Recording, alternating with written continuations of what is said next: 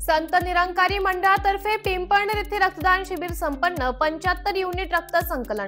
Sant Nirankari charitable foundation Delhi व संत निरंकार मंडळ पिंपळनेर यांच्या वतीने 27 फेब्रुवारी रोजी मानव एकता दिनानिमित्त येथील महावीर भवन येथे रक्तदान शिबिराचे आयोजन करण्यात आले होते। या शिबिराचे उद्घाटन मंडळाचे झोनल इन्चार्ज हिरालालजी पाटील यांच्या हस्ते करण्यात आले। यावेळी प्रमुख पाहुणे म्हणून माजी जिल्हा परिषद सदस्य ॲडव्होकेट ज्ञानेश्वर एखंडे, पिंपळनेरचे नायब तहसीलदार बहिरम, पिंपळनेरचे माजी सरपंच योगेश नेरकर, राजे छत्रपती इंग्लिश मीडियम स्कूलचे अध्यक्ष संभाजी आहिरराव, राजस्थान पंचमंडळाचे अध्यक्ष सुभाष जैन, निरंकारी मंडळाचे पिंपळनेर शाखेचे मुखी जगदीश ओझरकर, भाजपाच्या महिला आघाडीच्या जिल्हा सचिव सुवर्णा आजगे आदी उपस्थित होते।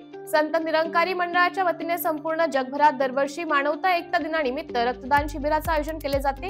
27 जुलै रोजी पिंपळनेर येथील महावीर भवन झालेल्या रक्तदान शिबिरात 75 रक्तदात्यांनी उत्स्फूर्तपणे रक्तदान केले। दरम्यान रक्तदान शिबिराच्या जनजागृतीसाठी पूर्वसंध्येला पिंपळनेर शहरातून जनजागृती मोटरसायकल रॅली काढण्यात आली होती। या रॅलीचे उद्घाटन पद्मश्री चैत्राम पवार यांच्या हस्ते करण्यात आले।